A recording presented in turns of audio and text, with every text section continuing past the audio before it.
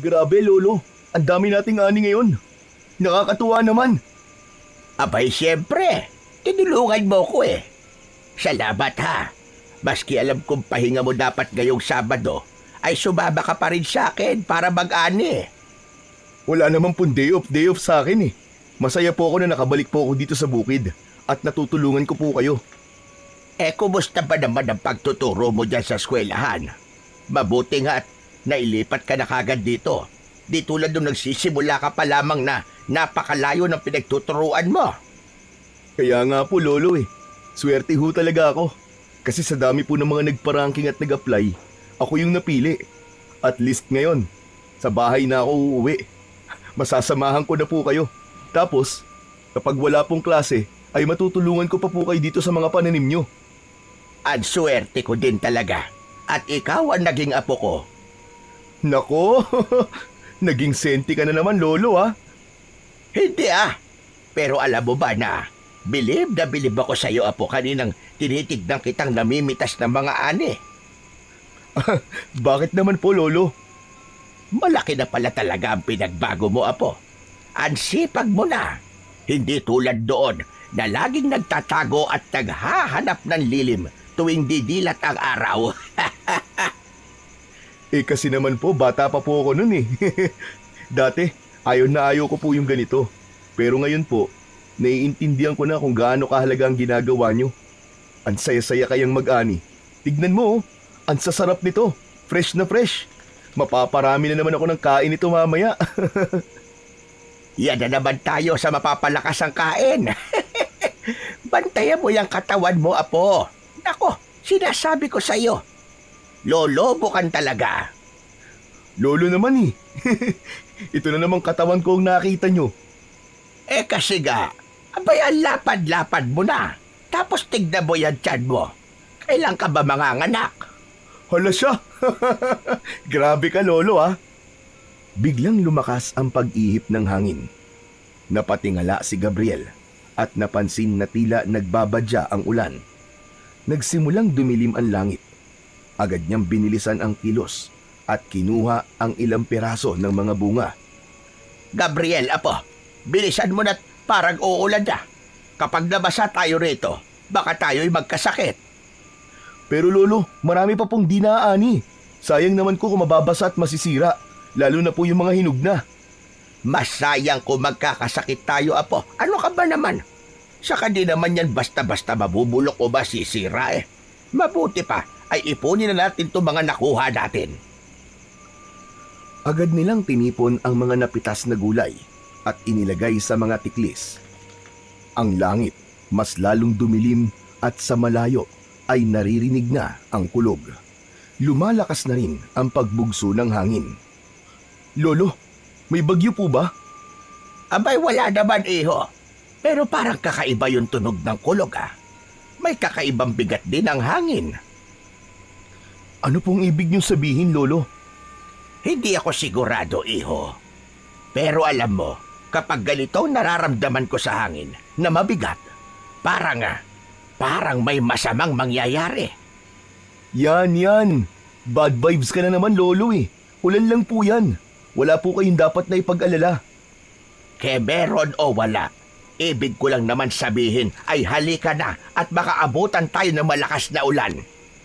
Agad na sinimulan nilang maglolo na buhatin ng isa-isa ang bawat tiklis kung saan nakalagay ang kanilang mga inaning gulay. Isinakay nila ito sa kariton. Saglit na napatigil ang binata nang makita niyang hindi pa rin talaga magpapatalo ang kanyang lolo sa palakasan ng resistensya at pangangatawan. Dahil sa kabila ng edad nitong 75 taon, ay kayang-kaya pa rin niya ang mga gawain sa bukid. Si Lolo Andres ay bihasang magsasaka at ang pangunahing kabuhayan niya mula noon pang kabataan niya ay ang pagbubungkal at pagtatanim ng mga gulay sa kanyang bukid.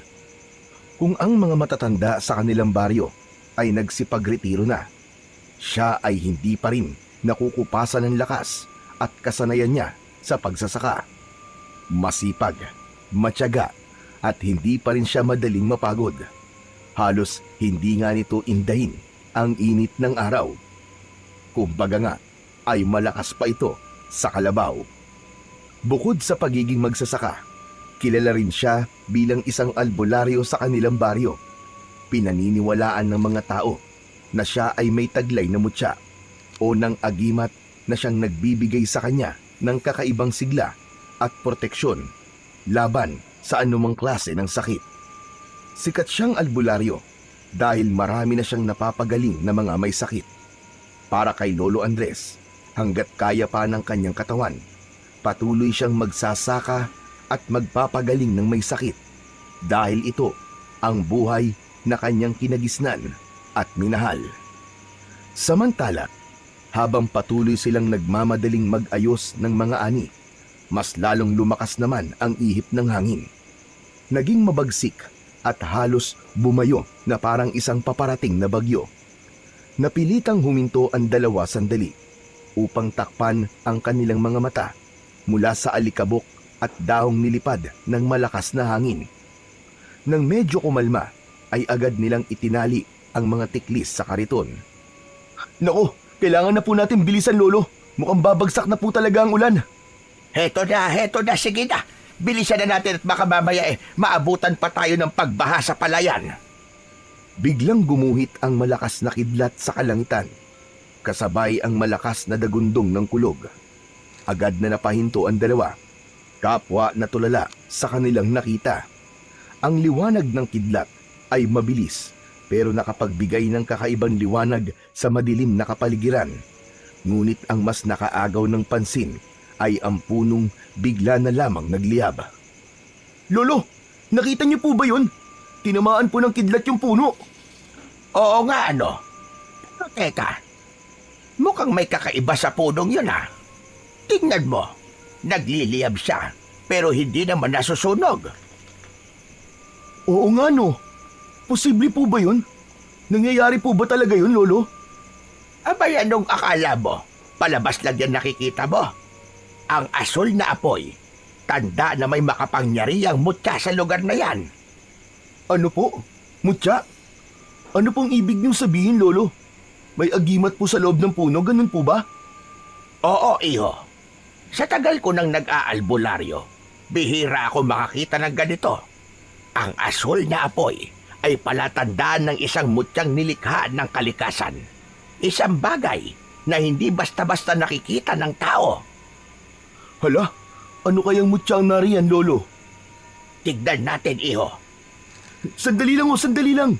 Hindi po tayo pwedeng lumapit dyan, Lolo. Baka biglang kumidlat po ulit at tayo naman po ang tamaan. Delikado po yun, Lolo. Ano ka ba? Titignan lang naman natin eh. Saka bakit ka ba natatakot? Hindi naman basta-basta inuulit ng kidlat ang pagtama sa iisang lugar. Ay, hindi po kayo nakakasigurado, Lolo. Tignan niyo po ang punong yun. Yung po ang pinakamataas dito kaya malaki po ang posibilidad na matamaan po ulit yan. Maniwala ka sa akin, Gabriel. Hindi na yan uulit. Ang kulit mo naman eh. Tara na, tignan natin at baka nga totoo ang kutob kong pinagkalooban tayo ng mutya. Lolo naman eh, ang dami-dami mo na nga mutya eh.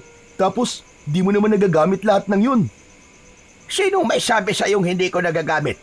Tsaka hindi pa naman natin sigurado kung para sa akin nga yun. Baka sa'yo yun, iho. Lolo, mabuti pa po siguro umuwi na tayo. Baka mamaya po hindi lang kidlat at kulog ang itodo niyan. Mamaya ulan na. Maswerte nga po tayo eh at di pa bumubuhos ang ulan. Papatak-patak pa lang. Hindi ka ba naniniwalang may mutya sa puno? Lolo naman eh. Sinasabi ko na nga ba eh.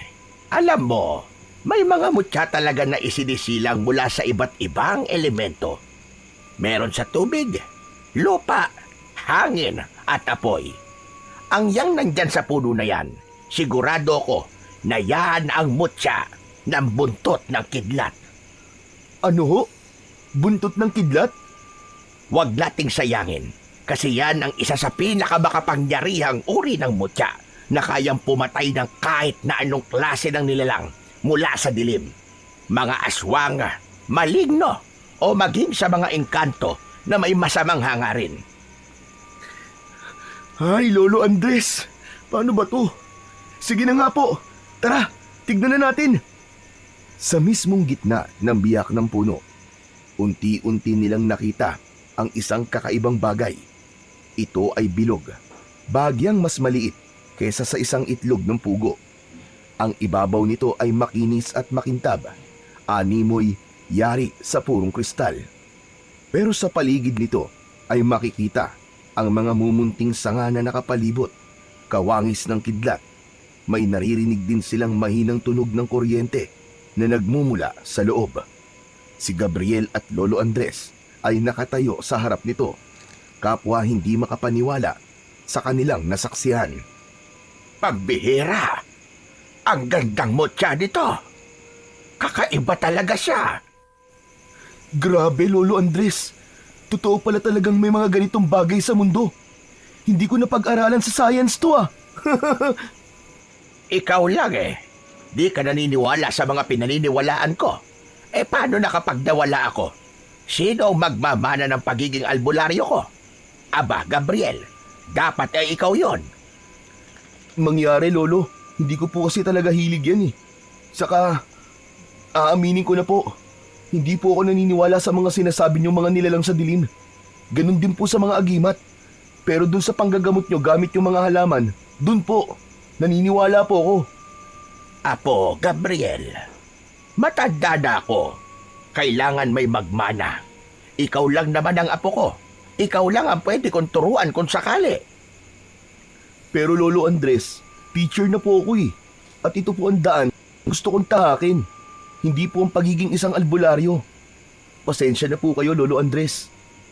Eh kung di kita mapipilit, wala namang problema sa akin yon, apo. O sige, kung di ka naniniwala sa mutya, ako na lamang ang kukuha nito. Sayang naman kung iiwan natin to dito. Teka, Lolo Andres. Hindi po ba delikado kung basta-basta niyo na lang pong dadamputin yan? Gabriel, alam kong natatakot ka. Pero kung totoo nga mutya na kidlat ito, hindi natin pwedeng hayaan lang. Ang agimat na ganito ay hindi basta-basta bumabagsak sa isang lugar kung walang dahilan.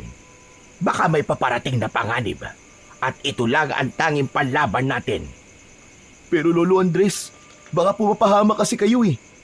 Mas delikado kung hindi natin malalaman ang dahilan ng pangyayaring ito. Kung may paparating nga na panganib, eh mabuting maging handa tayo kesa magsisi sa bandang huli.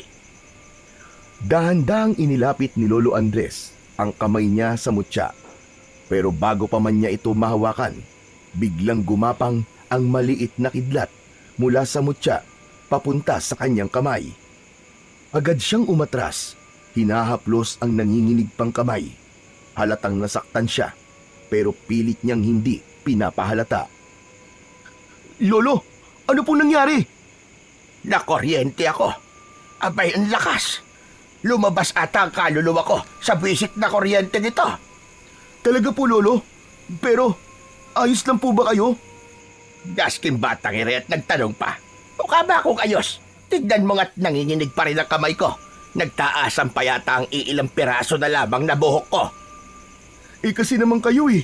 Sabi ko naman kasi sa inyo, huwag niyo nang hawakan ang kulit-kulit niyo eh. Nakuryente ako. Dahil hindi ako tinanggap ng mutya. Yun lang yun. Eh di kung ganun, Lolo, umuwi na po tayo. Ayaw naman pala sa inyo ng mutya eh. Hindi ako. Pero baka ikaw, iho. Baka ikaw ang gusto ng mutya na kumuha sa kanya. Ano po? Ako? Naku, Lolo. Huwag niyo po akong isali dyan. Wala po akong alam dyan. Subukan mo lang, Gabriel. Ang mutya mismo ang pipili kung sino ang karapat-dapat na kumuha sa kanya. Eh kasi po, ang totoo po niyan, takot po ako sa kuryente. Ano ka mo? Takot ka sa kuryente? Opo, di ba nga nagkatrauma po ako nung bata po ako? Nung isuot ko po yung kamay ko sa sakit, eh nakasaksak pala. Simula nun, ayoko nang dumikit sa kahit na anong may kinalaman po sa kuryente. Abay, napapanahon na siguro para harapin mo ang takot mo, Gabriel. Walang mangyayari sa'yo. Ang mutyang yan ay isang biyaya. At kung ikaw ang pinili nito, hindi mo pwedeng takasan ang tadhana mo. Eh, Pero lolo, paano po kung makuryente po ako uli? Eh di malalaman natin kung talagang tinatanggap ka ng mutya o hindi. Lolo naman eh. Pwedeng pag-isipan ko muna to. Walang oras para mag-isip, apo. Ang mutya ay hindi maghihintay magpakailanman. Tahimik na napatingin si Gabriel sa kumikislap na mutya. Ramdam niya ang kaba sa dibdib. Kaya naman, pikit mata na lamang niya itong dinampot. Wala siyang naramdamang kuryente ng sandaling mahawakan niya ito. Dahan-dahan niyang idinilat ang kanyang mga mata at halos mapatalon siya nang makita niyang sobrang lapit na ng mukha ng kanyang lolo Andres. Nakangisi ang matanda, halos abot sa tenga ang tuwa. Hey! Lolo naman eh! Huwag niyo naman po akong gulatin ng ganun! Hay! O ano? May kuryente o wala? Wala po. Tama ako, di ba? Ikaw nga ang nakatakdang humawak sa mutyang yan. Bakit naman po ako? Eh hindi naman ako ang tingero o albularyo na tulad nyo. Hindi rin ako mandirigmang sundalo. Isa lang akong simpleng tao. Hoy, hoy, hoy! Tandaan mo, hindi lang yung marunong lumaban ang maaaring maging mandirigma. Dahil ang tunay na mandirigma ay yung may tapang at puso para ipagtanggol ang kanyang bayan. Tinignan ni Gabriel ang mutya sa kanyang palad. Patuloy itong kumikislap, nagliliyab sa malamlam, ngunit makapangyarihang bughaw na liwanag. Lolo Andres, ano pong gagawin ko ngayon? Una sa lahat, itago mo muna yan, iho. Huwag mong ipapakita kahit na kanino. Sa tamang panahon, malalaman mo kung paano gamitin ang kapangyarihan niyan. Matapos ang kakaibang pangyayari na naganap sa gitna ng bukid, nagdesisyon na ang maglolo na umuwi na. Maingat na isinilid ni Gabriel ang mutya sa kanyang bulsa. Tahimik lang ang binata. Ilang beses niyang tinatanong ang kanyang sarili kung bakit anong meron at siya ang pinili ng mutya, gayong ang lolo niya ang totoong albularyo. At sa palagay ng lolo niya na siya ang karapat-dapat na magbayari ng mutya. Si Gabriel ay isang guro sa elementarya sa kanilang baryo. Simula pa lang ay malinaw na sa kanya ang landas na nais niyang tahakin, ang magturo, magbigay ng kaalaman at tumulong sa paghubog ng mga kabataan. Bata pa lang siya, nakita na niya kung paanong ginagamot ng kanyang lolo Andres ang mga may sakit sa kanilang baryo. Maraming humahanga sa kakayahan ng matanda, ngunit may ilan ding hindi naniniwala at tinatawag siyang matandang baliw. Lumaki siya na saksi sa hirap at naging sakripisyo ng kanyang lolo. Yung tipong halos wala na itong pahinga. Ginagawa ang kanyang responsibilidad nang walang pinipiling oras, araw man o gabi, at hindi rin ito naniningil. Dahil dito, pinili niyang lumayo sa landas na ito. Mas ginusto niya ang mag-aral at makatapos bilang isang teacher. Isang profesyong mas may malinaw na sakop at hangganan. Ang pagtuturo ay may mga estratehiyang sinusunod, may mga libro, at may kasagutan ang lahat ng bagay. Samantalang sa mga albularyo, puro misteryo, kababalaghan, paniniwala at responsibilidad na walang katapusan na hindi talaga niya kayang akuin. Pero ngayong hawak niya ang mutya, tila unti-unting gumuguho ang itinakda niyang direksyon sa kanyang buhay. Sa tabi niya, si Lolo Andres ay tahimik lamang na nakangiti at panay ang tingin sa kanyang apo. Samantala, habang pauwi ang maglolo, madadaanan nila ang isang makitid at madamong daanan. Dahil papagabi na, tahimik na ang paligid sa lugar na yon. Wala ning isang huni ng kuliglig o ng mga ibon. Paglingon ni Gabriel, nakita niya ang kinatatakutang lumang kubo sa kanilang baryo. Giba-giba na ang bubong nito. Parang tinangay na ng bagyo ang kalahati. Ang mga dingding ay pununan ng mga umaakyat na baging at lumot. May mga tuyong dahon, buto ng hayop, at mga basag na bote sa paligid. Napahinto ang kalabaw na humihila sa kanilang kariton.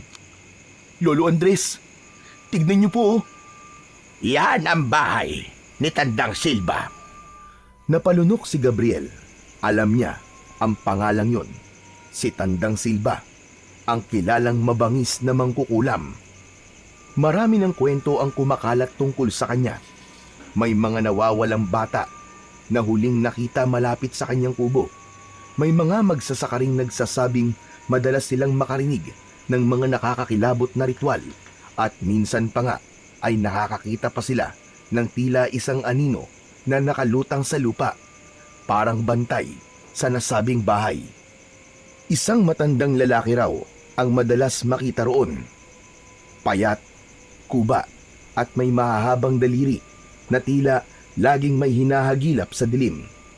Kapag dumaan ka sa kanyang kubo pagsapit ng dapit hapon, mararamdaman mong may matang nakatitig sa iyo mula sa bitak-bitak na dingding nito. May mga nagsasabi rin na ang sino man daw na magtagal sa paligid ng bahay ay makakarinig ng bulong, mga salitang hindi nila maintindihan pero sapat na upang tumayo ang kanilang balahibo.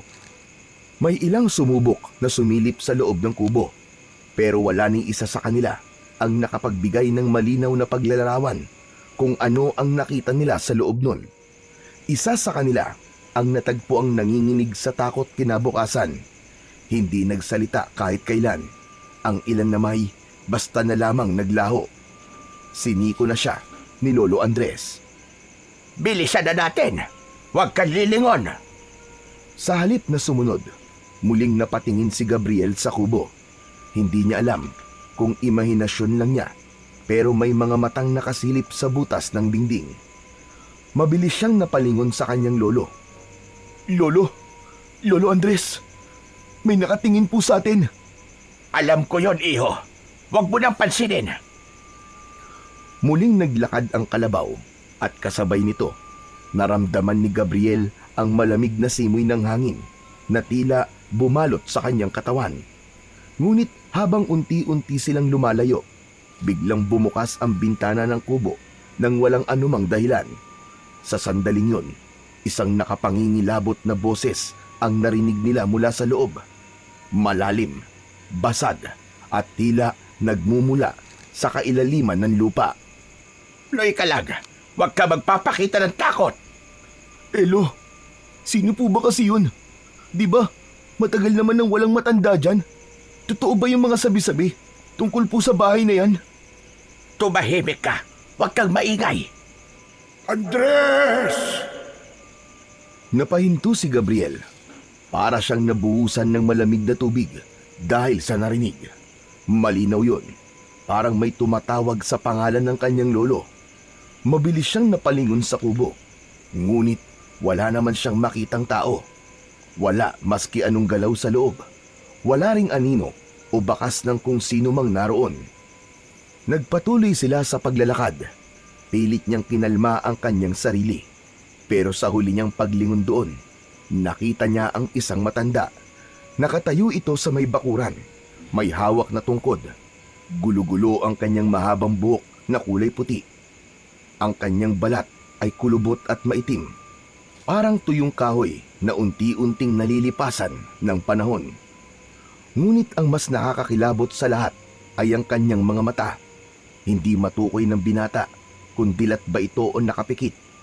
Pero alam niyang nakatingin yon ng direkta sa kanya. Maya-maya pa ay nakita niyang bumuka ang bibig nito at umusal ng isang dasal.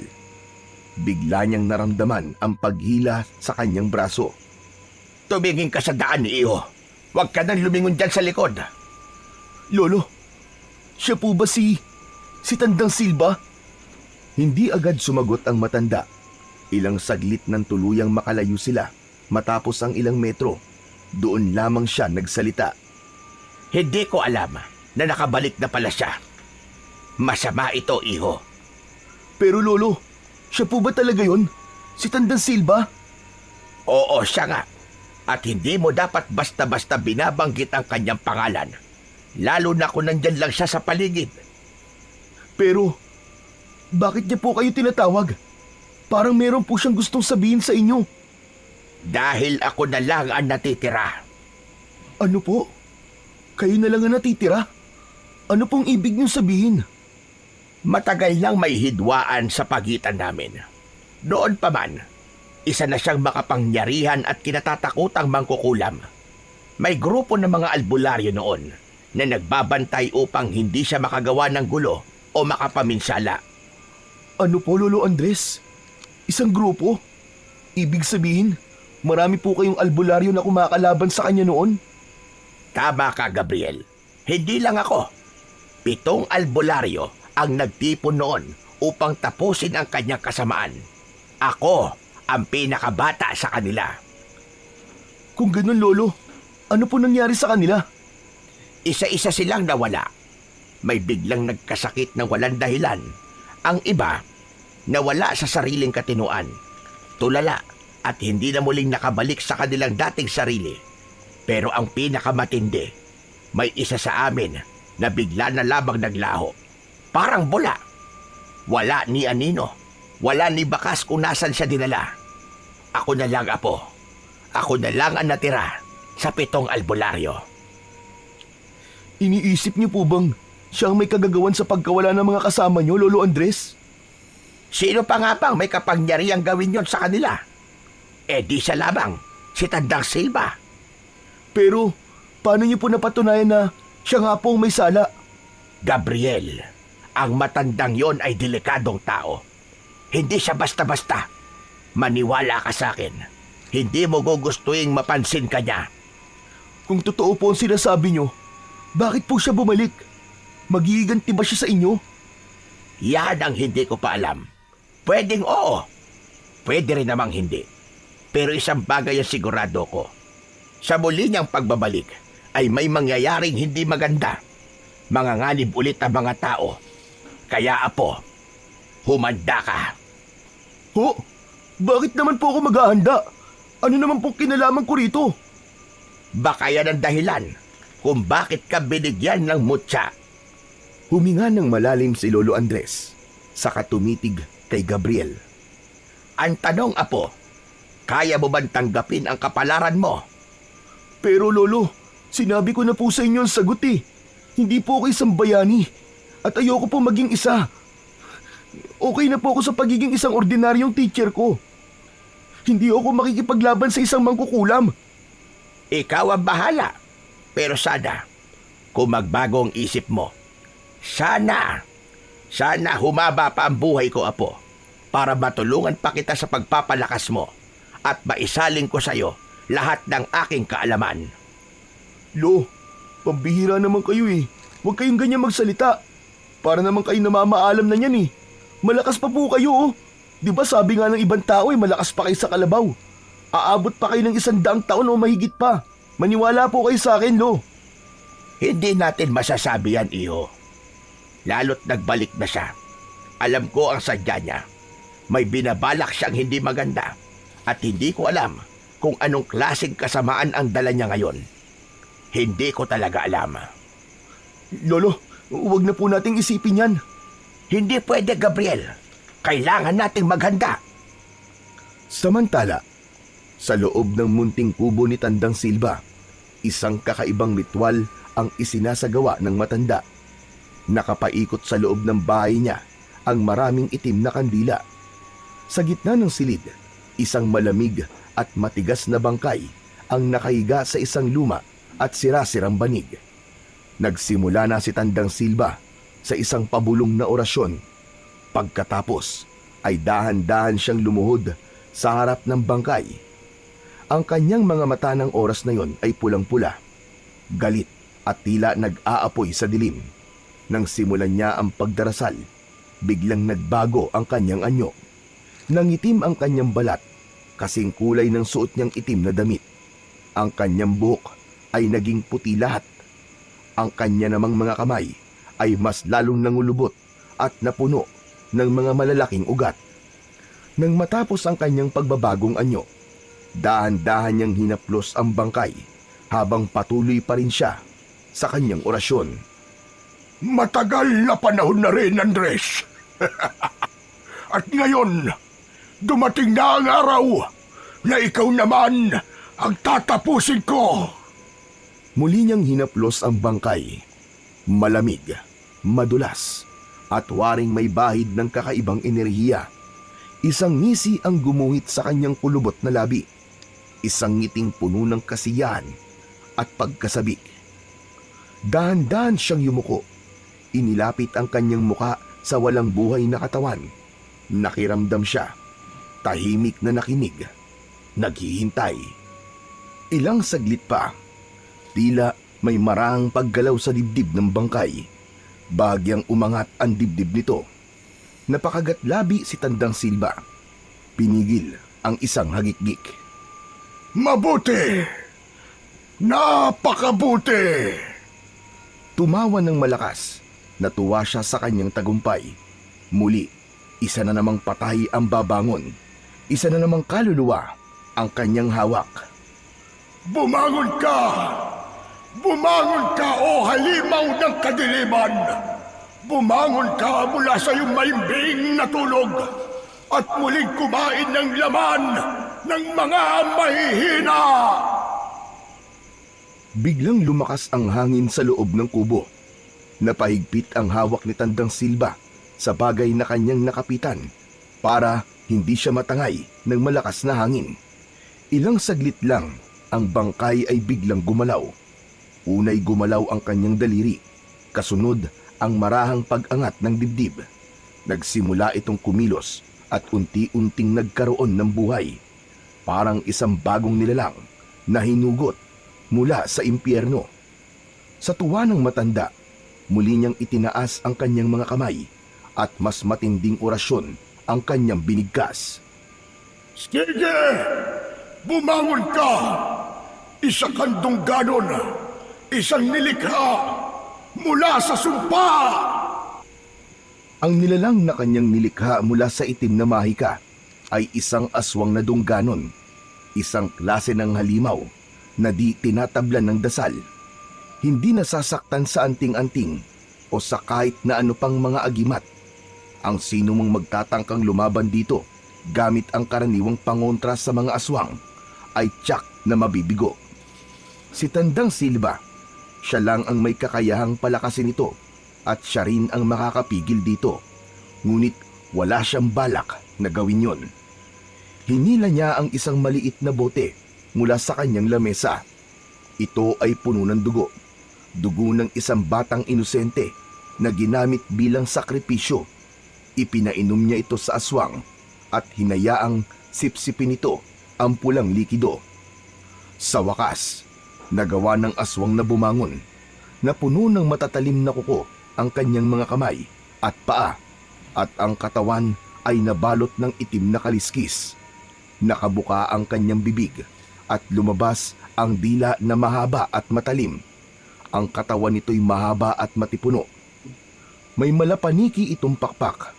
Napahiyaw ang halimaw at lumikha ng isang nakapangingilabot na tunog, at pagkatapos ay lumipad palayo ang bagong likhang dungganon.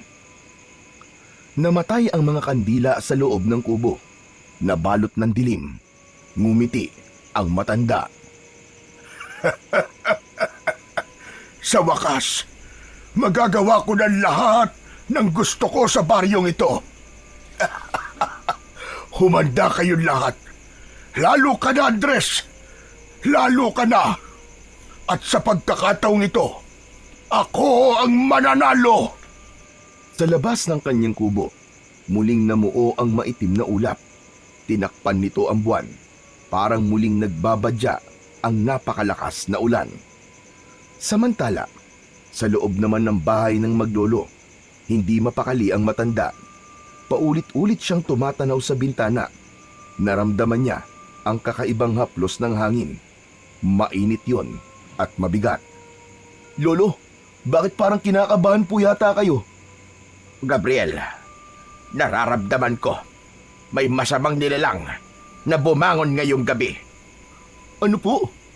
Ano pong bumangon? Hindi ko alam. Hindi ko alam kung ano. Pero ibinubulong sa akin ng kalikasan na may halimaw sa paligid. Halika, madali ka. Isara natin ang mga bintana at pinto. Masama ang kutob ko. Teka po, Lolo Andres. Sa palagay niyo po, may kinalaman po ba dito si Tandang Silva? Hindi ko alam. Pero isang bagay ang sigurado ko. Kailangan kong maghanda. Napabuntong hininga si Lolo Andres. Waring dinadala ng kanyang isip ang bigat ng nakaraan. Hindi basta-bastang halimaw ang nararamdaman ko, Gabriel. Kung ito na nga ang araw na matagal ko nang kinatatakutan. Gabriel, tandaan mo ito. Huwag mong hahayaang matulad ka sa akin. Hindi mo pa naiintindihan. Pero kapag dumating ang oras, huwag kang mag-atubiling lumaban. Tumigil siya sandali. Tila gustong idagdag ang isang bagay, pero piniling manahimik na lang. Ngunit sa likod ng kanyang titig, naroon ang isang babala. Isang katotohanang hindi pa handang marinig ng kanyang apo. Teka lang po, Lolo Andres. Ano po bang ibig niyo sabihin? Anong oras po? Matanda na ako, Gabriel. Hindi ko na kayang lumaban. Alam kong kaya nandito yung matandang yon ay para makaganti siya. Pakiramdam ko, iho. Ngayon na ako aabutan. Lolo Andres naman huwag niyo po sabihin yan. Kung may panganib nga po na paparating, lalaban po tayo. Hindi ko po kayo pababayaan. Alam mo kasi, Gabriel, may mga laban talaga na di kayang ipanalo kahit na ano pang gawin mo. Minsan, ang tadhana na mismo ang magtatakda. Humakbang palapit si Lolo Andres at marahang inilagay ang isang kamay sa balikat ng binata. Pero kung sakali man, iho, na dumating ang araw na yon, huwag kang malulungkot dahil hindi lahat ng katapusan ay talo. May mga sakripisyong kailangan na gawin para may ibang mabuhay, para may magpatuloy. Lolo Andres, hindi ko gusto yung mga sinasabi nyo. Kung ano man ang mangyari, iho, gusto kong panghawakan mo ang sinabi ko. At kung dumating ang araw na hindi mo na ako makita, huwag kang matakot, iho. Lolo Andres, wala po masamang mangyayari sa inyo. Kung kinakailangan po na ipasuot ko sa inyo lahat ng agimat nyo, gagawin ko. Para lang po, hindi kayo lapitan ng mangkukulam na yon. Huwag ko kayo mag-isip ng negatibo, Lolo. Di ko kaya, Lo. Di ko po kaya mawala kayo. Huwag mong sabihin na hindi mo kaya. Dahil may isang hiling ako sa iyo. Kung dumating man ang oras na kailangan mong mamili sa pagiging teacher o pagiging albularyo, sana piliin mo ang daan na magliligtas sa mas maraming tao. Napabuntong hininga si Gabriel. Ayaw niya nang pakinggan ang sinasabi ng kanyang lolo. Samantala, sa labas ng kanilang bahay, nagmamasid na ang dungganon. Tahimik itong nakalambitin sa isang sanga. Ang mapupulang mata ay nakatitig sa bahay ni Lolo Andres. Malamig ang gabi. Walang buwan. Tanging may hinang ilaw lang ng mga poste ang nagbibigay liwanag sa madilim na lansangan. May dumaang isang lalaki. Ang atensyon ng aswang ay agad na nabaling dito. Naging mabilis ang paghinga ng nilalang. Gutom na gutom ito. Parang matagal nang di nakakatikim ng masarap na hapunan. Tinitigan niya ang kanyang magiging biktima. Nagpatuloy sa paglalakad ang lalaki at walang kamalay-malay sa panganib na nakasunod sa kanya. Ang paligid ay tila sumabay sa katahimikan ng gabi. Walang kuliglig, walang kaluskos ng dahon, walang kahit na anong ingay. Isang nakakapanindig balahibong katahimikan. Dahan-dahang lumipad ang dungganon mula sa sanga. Napakabilis nitong gumalaw, pero halos hindi naririnig ang pagaspas ng malalapad nitong mga pakpak. Para lang itong inilulutang ng hangin. May malamig na bagay ang biglang dumampi sa batok ng lalaki. Napahinto siya, napatingin sa paligid. Wala siyang nakita, pero bigla siyang kinabahan. Bumilis ang tibok ng kanyang puso. Binilisan niya ang kanyang mga akbang, pero bago siya tuluyang makalayo, isang malakas na ungol ang kanyang narinig na galing sa itaas.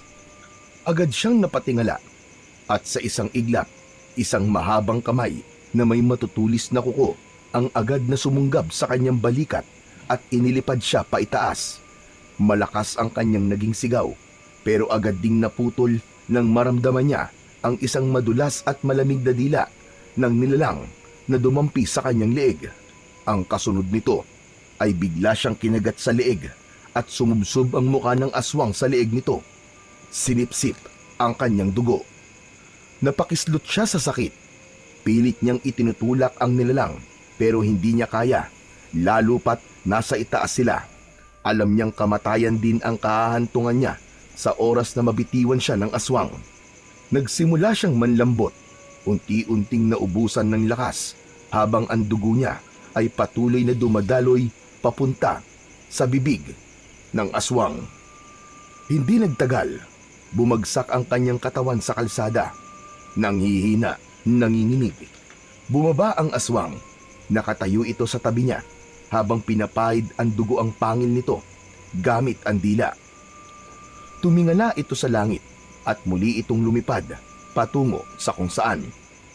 Unang putok pa lang ng araw, ngunit isang nakakakilabot na balita na kagad ang gumimbal sa buong baryo. Sa gitna ng kalsada sa malamig at basang simento, nakita nila ang isang nakabulagtang lalaki. Maputlang maputla ang kanyang balat.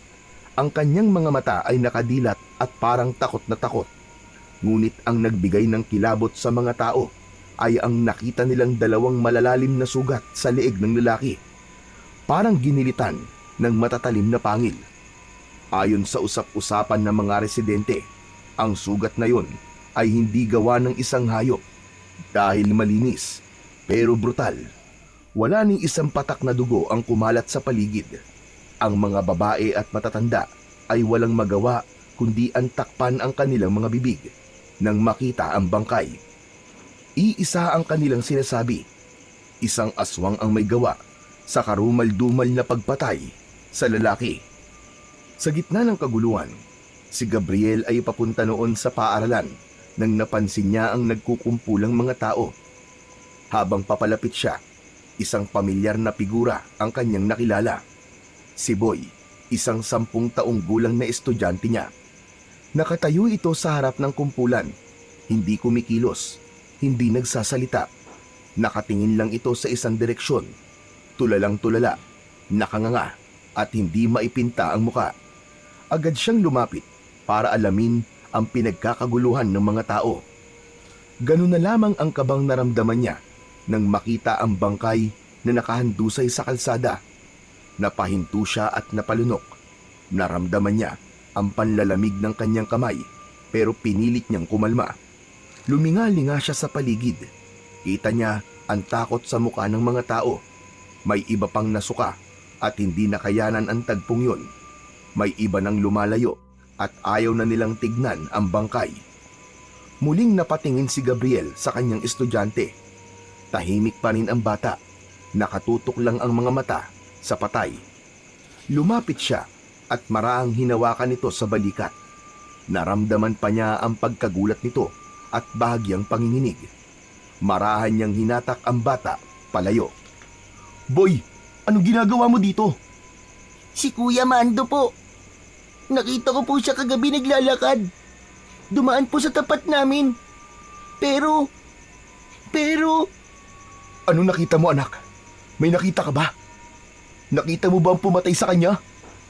Sir, may biglang dumagit po sa kanya mula sa itaas. Inilipad po siya tapos bigla na lang po silang nawala. "Sigurado ka ba, boy? Nakita mo ba yung itsura ng dumagit sa kanya?" Hindi ko po nakita ng malinaw, sir. Pero ang laki po niya. May pakpak po. Para po siyang isang malaking ibon. Pero hindi po siya ibon, sir. "Boy, may narinig ka bang tunog? Sigaw o kaya ungol?" Opo, sir. Sumigaw po si Kuya Mando, sobrang lakas po. Pero parang naputol po yung sigaw niya bigla eh. Tapos, narinig ko po yung pagaspas ng pakpak. Ang bilis po, sir. Pagtingin ko po uli, wala na po sila. "Boy, may pinagsabihan ka na ba nito?" Wala pa po. Kayo pa lang po, sir. Natatakot po ako eh. Baka malaman po nila na Nakita ko po yung pumatay sa kanya. Baka balikan po ako ng halimaw. Ano ka mo, boy? Halimaw? Totoo po yung sinasabi ng mga tao. Aswang po yung pumatay sa kanya. Huwag kang matakot, boy. Baka naman inaantok ka lang kagabi kaya kung ano-ano nakikita mo. Walang aswang, boy. Hindi sila totoo. Maniwala po kayo sa akin, sir. Totoo po yung nakita ko. Totoong may aswang. Totoong may aswang, sir. Kitang-kita ko po. Boy, makinig kang mabuti. Huwag mo itong ipagsasabi sa kahit na kanino, ha? Sa ngayon, bumalik ka na lang muna sa bahay nyo. At huwag na munang lumabas lalo na sa gabi. Naiintindihan mo ba? Opo, sir. Sige na, umuwi ka na. Umuwi na ang bata at ang tanging nagawa ng binata ay sundan ito ng tingin hanggang sa tuluyan ng maglaho sa kanyang paningin. Napabuntong hininga siya. May kung anong bigat sa kanyang dibdib na hindi niya maipaliwanag. Maya-maya pa, sa gitna ng katahimikan, isang pamilyar na tinig ang narinig niya mula sa kanyang likuran. Malamig, bahagyang paos, ngunit hindi maikakailang kilala niya ito. Napako siya sa kinatatayuan. Dahan-dahan siyang lumingon at sa kanyang pagharap, nakita niya ang kanyang lolo Andres. Gabriel! Abay, ano nangyari dito? Dahan-dahan itong lumapit. Kita sa mukha nito ang labis na pag-aalala, maski di pa naman niya nakikita kung ano talaga ang nangyari at kung ano ang pinagkakaguluhan ng kanyang mga kababaryo. Lolo Andres, meron hong patay. Natagpo ang walang dugo, tapos may malalalim po na sugat sa kanyang leeg. Aba, tignan ko nga. Luwag na po. Baka kung ano pa po masabi nyo. Ano ka ba? Tahimik lang ako. Titignan ko lang naman. Sigurado po kayo, Lo, ha? Walang kung ano-anong sasabihin, ha? Ayoko po mas lalo matakot ang mga tao. Nakikiusap po ako sa inyo, Lo. Iwasan po nating lumala ang gulo rito. Oo na. Aba, tinatalakan mo pa ako eh. Sinuri ng matanda ang bangkay sa kalsada, habang ang ibang tao naman ay patuloy sa pag-uusap at bulong-bulungan. Hindi na ako nagtataka. Alam ko nang mangyayari ito. Ano ba, Lo? Sinabi ko na po sa inyo eh. Dahan-dahan lang po ang pagsasalita. Biglang nilingon niya ang apo na noon ay nakakunot ang noo at tila hindi makapaniwala na hindi sinunod ng matanda ang kanilang napag-usapan. Agad na nagtanong ang tao sa matanda kung ano sa tingin niya ang may kagagawan nun. Hindi na malaman ng matanda kung paano tatanggihan ang tanong na yun ng mga tao. Hindi ko alam kung maniniwala kayo sa akin. Pero kahapon nakita ko si Tandang Silva. Nakabalik na siya dito sa atin. Agad na nagpalitan ng pag-aalala ang mukha ng mga taong nakarinig sa sinabi ni Lolo Andres. Ang mga matatanda, silang nakaalam sa kwento ni Tandang Silva, ay halos sabay-sabay na napailing. Mas lalo silang nagkagulo dahil halos lahat ng mga nakakakilala sa matanda ay nakasisiguro nang may kinalaman nga ang matandang mangkukulam na yon sa kaguluhang nangyayari sa kanilang nayon.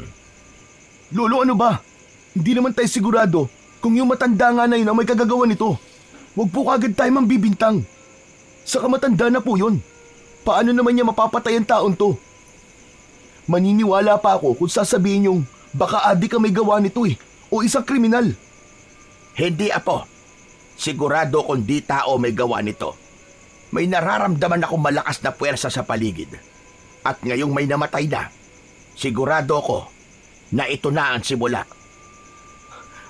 Mga kasama, pasensya na po kayo sa lolo ko ha. Huwag na po natin pansinin ang mga sinasabi niya. Baka nag-uulyanin na po eh. Apat siraulo to batang ito. Ginawa mo pa akong ulyanin, damuho ka.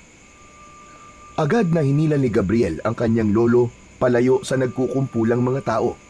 Ramdam niya ang tensyon sa paligid, ang takot sa bawat bulong ng mga tao. Hindi na siya nagdalawang isip. Kailangan niyang mailayo si Lolo Andres bago pa ito makapagsalita ng kung ano-ano at lalong magdulot ng gulo. Tahimik silang naglakad pauwi. Kapwa hindi nagsasalita. Ang tanging naririnig ay ang tunog ng kanilang mga yabag sa lupa. Pagdating sa bahay, agad na isinara ni Gabriel ang pinto at inilak yun. Saka humarap sa kanyang lolo. Lo, ano ba naman kayo? Di ba nag-usap na tayo? Pinakiusapan ko na kayo na wag na kayo magsasalita ng kung ano-ano sa harap ng mga tao. Ano namang masama sa sinabi ko? Totoo naman yon. Totoo man po o hindi, hindi pwedeng ganun-ganun na lang tayo magbitaw ng salita. Kita nyo kanina, lalo nyo lang pinakaba yung mga tao eh. Hindi pa nga tayo sigurado kung ano nangyari kay Mando. Tapos dadagdagan nyo pa ng kwento tungkol kay Tandang Silva. Pambihira naman kayo, Lo. Gabriel, wala ka talagang alam sa mga nangyayari sa baryong ito. Hindi mo naabutan ang nangyari noon. Lo, hindi porket hindi ko naabutan, hindi ko na dapat alamin. Ang punto ko lang naman, huwag kayong magsalita sa harap ng tao na parang siguradong-sigurado kayo sa sinasabi nyo. Alam nyo ba pwede kayong gawing katawa-tawa? Baka nga sabihin pa nilang nababaliw na kayo eh. Ano kung pagtawanan nila ako?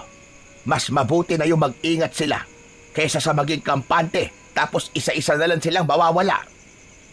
Alam kong marami na kayo napagdaanan, Lo. Alam kong may alam kayo sa mga ganitong bagay. Pero hindi tayo pwedeng basta-basta na lang magturo ng kung sino. Paano kung wala naman talagang kinalaman si Tandang Silva? Paano kung nagkataon lang na bumalik siya tapos may namatay? Hindi, Gabriel. Sigurado ko. Siya ang may kagagawan nito. Hindi adik, hindi kriminal. Isinusumpa ko. Totoo lahat ng sinasabi ko. Halimaw ang matandang yon. Pero sa palagay ko po, Lolo Andres, mali po kayo. Ha? Paano mo nasabi? Di ba ang sabi niyo po, isang mangkukulam ang matandang yon. Pero may nakakita kay Mando kagabi. Isang malaking ibon daw po ang dumagit sa kanya. Palagay nung nakakita, aswang yon na may malaking mga pakpak. Ano ka mo? Isang aswang? Nakapagtataka. Paano nangyari yon? Aswang na si Silva ngayon. Aba, nag-level up ng damuho. Lolo naman eh, seryoso ko. Seryoso din naman ako Sa kapangyarihan niya, posibleng mangyari yon. Baka isinuko na niya ng tuluyan ang buong pagkatao niya at kaluluwa niya sa demonyo. Kung totoo man po ang sinasabi niyo, ano pong gagawin natin ngayon, Lolo Andres? Kailangan nating malaman kung bakit siya bumalik. Kailangan nating alamin kung sino ang sunod niyang bibiktimahin. Pero Lolo Andres, paano naman po natin gagawin yun? Paano po natin malalaman? Ikaw, Gabriel. Ikaw ang maghahanap ng sagot. Ano po? Hala, bakit po ako? Dahil ikaw lang ang pwedeng magpatuloy sa sinimulan ko. Ikaw ang may kakayanang labanan sila. Nasa iyo ang isang makapangyarihang mutya. Anak ng teteng naman oh. Mapilit talaga kayo no. Ilang beses ko bang sasabihin na hindi ako katulad nyo? Alam ko. Pero alam ko rin na mapipilit kang yakapin ang nakatadhana sa iyo, iho. Hindi mo yan maiiwasan at hindi mo matatanggihan. Hindi, Lolo, ayoko. Hindi ko yung kaya. Hindi mo kaya sa ngayon. Pero oras na dumating ang panahon na tanggapin mo ng buong buo ang kapalaran mo, malalaman mo rin lahat. Pero kinakabahan ako. Saan naman po? Baka ito na nga ang simula ng pagkakalat nila ng lagim dito sa baryo. Hindi ko hahayaang mangyari yon. Hanggat buhay ako, hanggat kaya ko, ipagtatanggol ko ang baryong ito. Lo, matanda na ho kayo eh. Di nyo na po kakayanin na makipaglaban pa sa mga aswang kung talagang aswang nga ang pumatay kay Mando. Kailangan nating magmatsyag dahil baka isa na sa mga nakakasalamuhan natin ang aswang. Ha? Ano po? Ano pong ibig nyo sabihin? Ang mga aswang, iho, kaya nilang magbalat kayo. Kaya nilang magpanggap na isang ordinaryong tao at makihalubilo. Kailangan natin silang makilala agad para hindi na sila makapambiktima pa dito. Lolo Andres, ano po bang plano nyo? Kailangan nating malaman kung may nakakita sa nangyari bukod dun sa sinasabi mong nakakita. Dapat tayo magtanong sa mga tao. maghanap ng palatandaan at higit sa lahat, dapat natin palakasin ang depensa natin laban sa kanila. Tahimik na sumang-ayon ang binata sa sinabi ng kanyang lolo. Alam niyang hindi nila maaaring baliwalain ang panganib na paparating. Dahil sa nangyari, nabalot ng katahimikan at pangamba ang buong baryo. Hapon pa lamang ay nagsisibalik na sa kanilang mga tahanan ang mga tao. Wala nang batang naglalaro sa lansangan, ni isang dumudungaw man lamang sa kanilang bintana. Ang mga matatanda naman ay tahimik na nagdarasal sa harap ng kanilang mga altar. Tangan ang mga rosaryo habang nanginginig ang kanilang mga kamay. Sa tapat ng tindahan na dati puno ng tawanan at ingay ng nag-iinuman, ngayon wala ni isang anino ng tao. Ang mga upuan ay naiwan sa magulong ayos. Tanda ng pagmamadali ng may-ari na makapasok kagad sa loob ng bahay. Samantala, abala naman ang iba sa paghahanda ng mga pangontra. Naglalagay sila ng mga bawang sa bawat sulok ng kanilang bahay, sa mga bintana, pintuan, at maging sa ilalim ng kama ng kanilang mga anak. Ang ilan ay nagsasaboy ng asin sa paligid ng kanilang tahanan. Ang lahat ng ito ay dulot ng mabilis na pagkalat ng balita tungkol sa aswang at ang matinding takot sa pagbabalik ni Tandang Silba. Lalo pang lumala ang pangamba nila nang isang magsasaka ang nagpatunay na may nakita siyang kakaibang nilalang na gumagala sa kanilang bukid. Nakayuko ito, ngunit ang anino ay hindi pangkaraniwan. Mahaba, baluktot, at gumagalaw na tila may sariling buhay.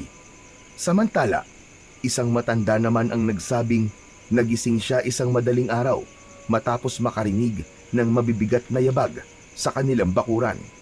Nang sumilip siya sa maliit na siwang ng dingding, isang pares ng mapupulang mga mata ang sumalubong sa kanya. Dagdag pa rito ang sunod-sunod na pagkawala ng mga alagang hayop. Sa tuwing natatagpuan ng mga ito, wala na silang buhay, said ang dugo, wakwak ang tiyan. Sa kabila ng lahat ng ito, may ilan na ring nagsabi na nakita nila si Tandang Silba at sa kanilang paniniwala, siya ang aswang na bumabalot ngayon sa baryo ng takot. Sa kabila ng lumalalang takot na bumabalot sa buong baryo, may isang tila hindi apektado, si Lolo Andres. Galing siya sa bukid ng gabing yon, may pasan-pasan na mga nakataling mga tuyong sanga at ilang bugkos ng mga halamang gamot. Malamig ang simoy ng hangin at walang ibang naririnig kundi ang kanyang mga kaluskos.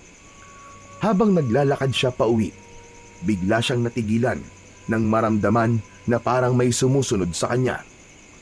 Sa gilid ng kanyang mga mata, nakita niyang may anino sa likuran niya, ngunit kapag sinusubukan niyang lumingon, wala naman siyang nakikita. Ngunit sa pagkakataong yun, alam na niyang hindi siya nag-iisa, pero hindi man lang siya natakot o natinag.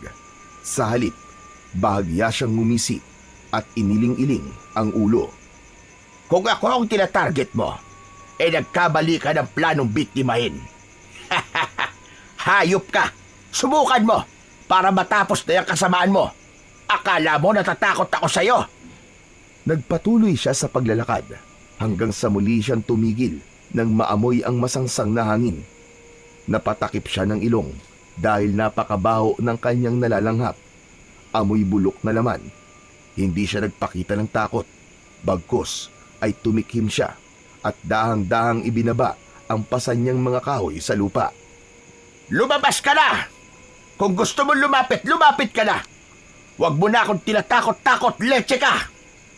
Sa dulo ng kalsada, isang aso ang biglang umalulong ng malakas. Para bang may nakikita itong hindi nakikita ng karaniwang tao.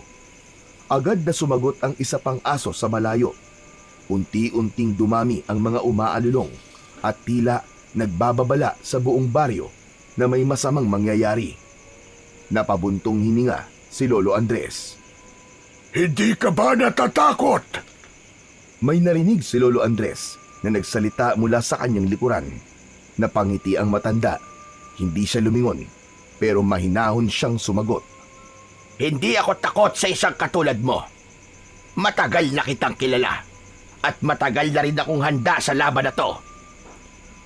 Agad na binunot ng matanda ang itak na nasa kanyang bewang at hinarap ang taong nagsalita.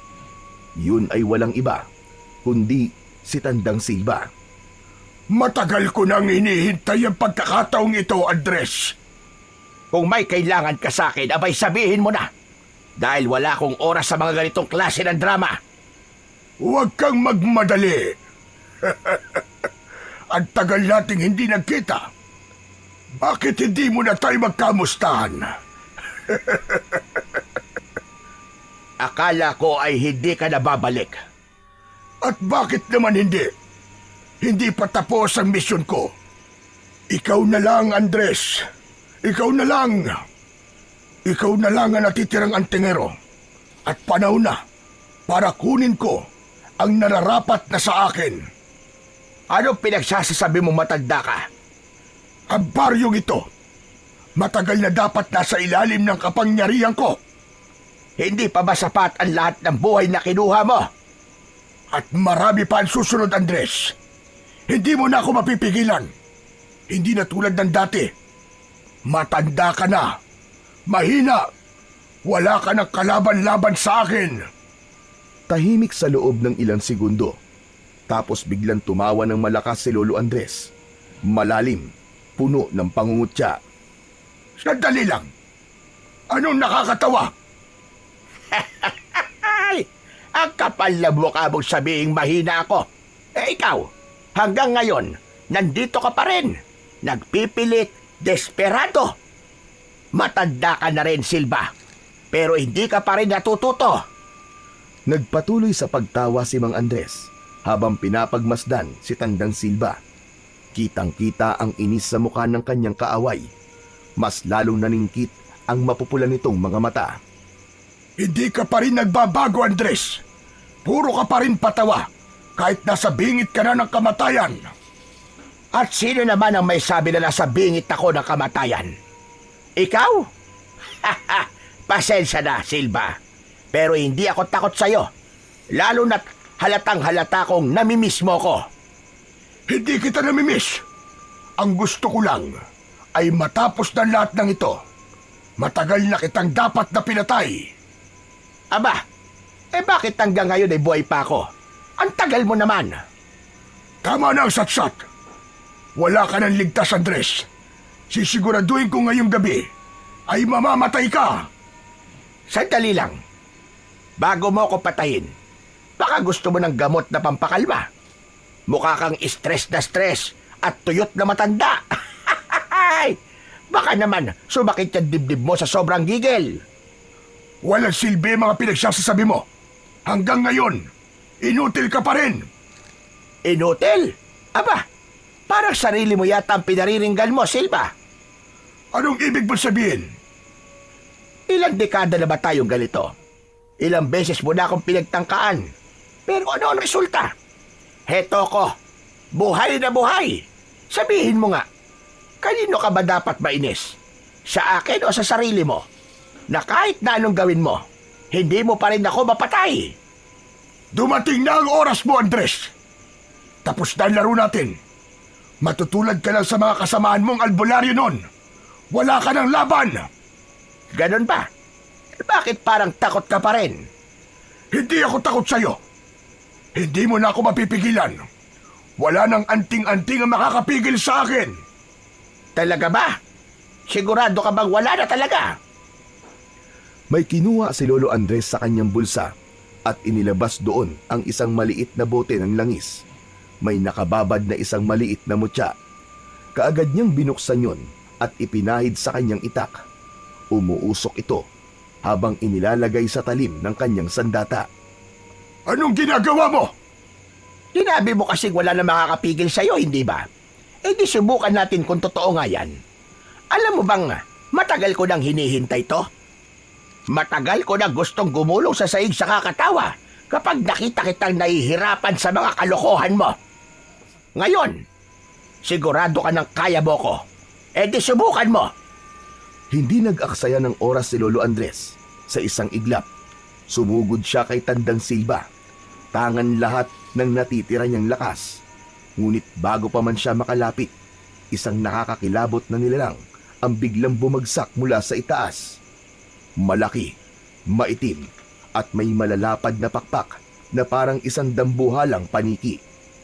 Napaatras si Lolo Andres. Ramdam ang matinding puwersa sa bagong dating na kalaban. Nawalan siya ng balanse at sa isang iglap, napaupo siya sa lupa. Naramdaman niya ang kirot sa kanyang likod pero hindi niya to ininda. Mas matindi ang pangamba na bumalot sa kanya habang pinagmamasdan ang halimaw na nakatayo sa kanyang harapan. Samantala si Tandang Silva naman ay nakangisi lang at tuwang-tuwa sa kanyang nakikita.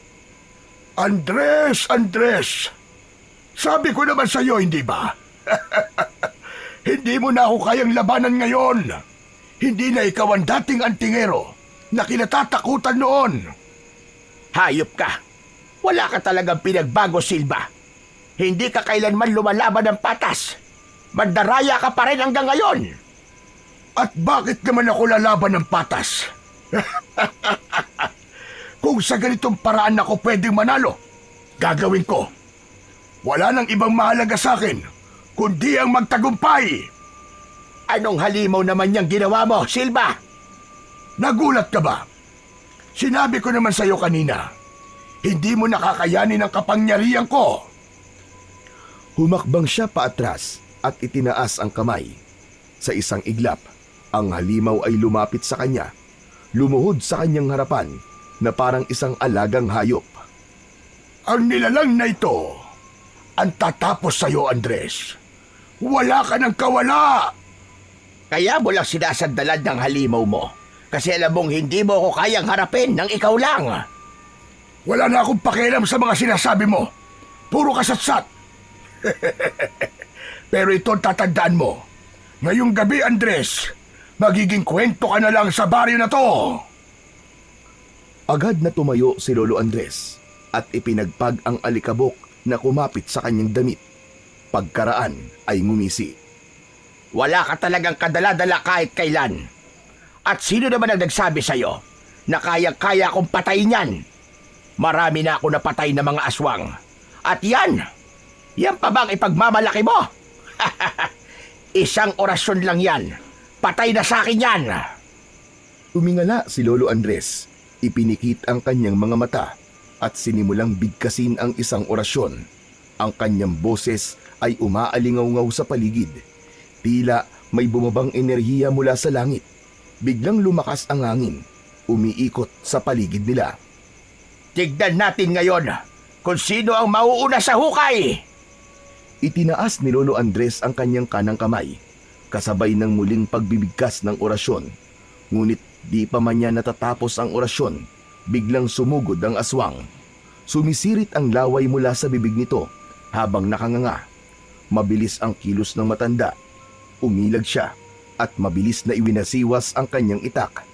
Tumama ito sa balikat ng halimaw pero parang hindi man lang ito nasaktan. Sa halip, napangisi lang ito at inihampas ang napakalaking kamay. Tumama ito sa katawan ni Lolo Andres at tumilapon siya sa lupa. Agad na napatingin ang matanda sa hawak niyang itak. Nasira ang talim nito. Nagkaroon ng lamat. Dinuraan niya lang ang lupa at muling tumayo. Hawak ang kanyang itak. Tumingin siya kay Tandang Silva na noon ay nakangisi lang. Tila nag-e-enjoy sa kanyang paghihirap. Muli siyang umusal ng isang dasal pero pinagtawanan lang siya ni Tandang Silva. Hindi ka pa ba nagtataka kung bakit hindi umi-epekto ang mga dasal mo? Huwag mo na sayangin ang hininga mo dahil wala yang silbi sa alaga ko. Nagtangis ang bagang ni Lolo Andres. Hindi siya makapaniwala. Anong ginawa mo, Silva? Anong klaseng halimaw yan? Natatakot ka na ba sa nilikha ko, Andres? Ito ang aking tungganon. Hindi siya tulad ng ibang aswang. Hindi siya nakakarinig. Hindi siya tinatablan ng kahit na anong orasyon. Dahil hindi naman niya naririnig ang mga dasal mo. Hayop ka! Iba ito! Kailangan kong gumamit ng ibang paraan! Wala siyang oras para mag-isip ng matagal. Biglang kumilos ang dungganon. Isang mabilis na paggalaw na halos hindi niya nakita. Tumalon ito papunta sa kanya. Ang mahahabang kuko'y nakatutok na sa kanyang lalamunan. At sa isang iglap, napilitang gumulong si Lolo Andres sa lupa. Ngunit bahagyang nagasgasan ang kanyang braso sa matatalas na kuko ng halimaw. Ano, Andres? Ano? Handa ka na bang mamatay? Hindi sumagot si Lolo Andres.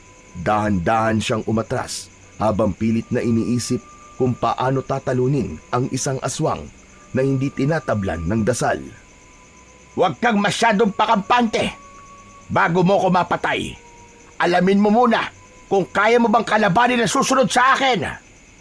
Mabilis na lumapit si Tandang Silva at humawak sa balikat ni Lolo Andres. Napakalamig ng kamay ng matanda. Tila hinigop nito ang kanyang lakas. Naramdaman ng albularyo ang paghina ng kanyang katawan. Ramdam niyang tila kinukuha ng mangkukulam ang kanyang sigla at hininga. Pero hindi siya bumigay. Ang hawak niyang langis agad niyang isinaboy sa mukha ng kalaban niyang matanda at sa isang iglap, isang malakas na sigaw ang bumalot sa buong paligid. Biglang lumayo si Tandang Silva. Ang kanyang balat ay nagsimulang masunog. Ang aswang ay mabilis siyang kinagat sa balikat. Naramdaman niya ang matatalim nitong mga pangil na bumaon sa kanyang laman. Nanghina siya at napaluhod sa lupa. Ngunit bago pa siya tuluyang manghina, naramdaman niyang lumayo ang aswang at lumapit kay Tandang Silva na noon ay namimilipit pa rin sa sakit. Agad nitong inilipad ang matandang mangkukulam at habang nasa ere ito, narinig pa ni Lolo Andres ang malakas nitong sigaw. Babalik ako, Andres! Papatayin kita! Wawasakin ko kayong lahat! Sa isang iglap, naglaho si Tandang Silva sa dilim. Habol ang hininga. Tuluyang napahiga si Lolo Andres sa lupa. Ramdam niya ang hapdi ng sugat sa kanyang braso. Kailangan ko nang umuwi! Sa kabila ng sakit sa katawan at sa labis na panghihina, pinilit ng matanda na makatayo. Nanginginig ang kanyang katawan. Nanguha siya ng 2 piraso ng sanga at yun ang ginamit niyang tungkod. Maraan ang kanyang pagakbang pero determinado siyang makauwi. Ilang sandali ang lumipas. Sa wakas, narating na niya ang kanilang bahay. Mabilis siyang kumatok sa pinto. Gabriel! Gabriel po! Pagbuksan mo ko! Maya-maya pa, bumukas ang pinto at bumungad ang apo niyang si Gabriel. Kita ang gulat at takot sa kanyang muka. Lolo Andres! Lolo Andres, ano nangyari sa inyo? Hingal na hingal si Lolo Andres. Tumutulo ang pawis niya at may sugat siya sa balikat. Hindi siya sigurado kung may oras pa siya. Pero sinimulan niyang magbilin sa apo niya. Hinawakan niya sa balikat si Gabriel. Si Silva! Si Silva, Gabriel! Lumikha siya ng isang halimaw. Isang aswang na dungganon. Lo, wag na muna kayo magsalita. Tama na yan. Gamutin na muna natin ang sugat niyo. Gabriel, makinig ka. Wala na tayong oras. Makinig kang mabuti sa sasabihin ko. Lo, anong wala ng oras? Ano ba nangyayari sa inyo? Si Silva, lumikha ng isang halimaw. Isang dungganon. Dungganon? Anong ibig mo sabihin, Lo? Ano ba yun? Mabilis ang paghinga ni Lolo Andres. Ramdam niya ang hapdi ng kanyang sugat, pero mas inaalala niya ang paparating na kapahamakan. Inalalayan ni Gabriel ang kanyang lolo at pinaupo. Hindi ordinaryong aswang ang nilikha niya. Wala itong pandinig. Kaya di tinatablan ng orasyon o ng mga sandatang inorasyonan. Hindi rin ito basta-basta tinatablan ng kapangyarihan ng mga mutya. Malakas ito. Mabilis. At walang awa. Lo, kung hindi tinatablan ng mutya at orasyon, paano natin lalabanan yon? Napalunok si Gabriel. Noon lang niya nakitang takot ang kanyang lolo at puno ng pag-aalala. Lo, sabihin nyo, ano pong gagawin natin? Paano natin matatalo yun? Makinig kang mabuti. Panahon na para ikaw ang magpatuloy sa tungkulin ng ating lahi. Hindi po. Ayoko, Lo. Hindi ko po alam kung paano. Wala po akong alam sa ganun. Teka, nasa na ba ang gamot? Ituro nyo na lang po sa akin kung paano po kita gagamutin. Nararamdaman ko, iyo. Unti-unti nang kumakalat ang lason sa katawan ko. Dulot ng kagat ng aswang na yon. Nangihina rin ako parang nauupos na kandila. Apo, malapit na akong mamatay. Napangiti si Lolo Andres kahit nangihina. Nanlaki ang mga mata ni Gabriel. Lo, huwag ka naman magsalita ng ganyan. Hindi kayo mamamatay. Dadalhin ko po kayo sa ospital. Hihingi po tayo ng tulong. Apo, sa palagay ko, wala nang lunas ang lasong ito. Napaluhod si Gabriel sa tabi ng kanyang lolo. Mahigpit na hinawakan ang kamay nito. Hanggang sa napaiyak na si Gabriel. Hindi, Lo. Hindi pwede. Hindi ko kaya mawala kayo, Lo. Kailangan ko kayo. Kailangan kayo ng taong bayan. Huminga ng malalim si Lolo Andres. Pilit na inipon ang natitirang lakas. Inabot niya ang muka ng apo at marahang pinisil ang pisngi nito. Hindi mo na ako kailangan. Ikaw na, Apo. Ikaw na. Ikaw na ang kailangan ng baryo natin. Iligtas mo ang lahat. Laban kay Silva. Umiling si Gabriel. Hindi matanggap ang sinasabi ng kanyang lolo. Lolo Andres, paano kung gagawin yun? Lalo pang lumabo ang paningin ni Lolo Andres. Ngunit pilit niyang pinilit na tumingin ng direkta sa apo niya. Gabriel, nasa dugo mo ito. Nasa lahi natin. Hindi mo kailangan maging katulad ko. Kailangan mo lang maging handa. Buksan mo ang aklat. Basahin mo ang nilalaman. Hanapin mo ang sagot. At higit sa lahat, maniwala ka sa sarili mo. Natahimik si Gabriel. Sa labas naman, patuloy ang pag-alulong ng mga aso. Dahan-dahang bumitaw si Lolo Andres sa kamay ng kanyang apo at ipinikit na ang kanyang mga mata. Lolo, wag niyo akong iwan! Lolo!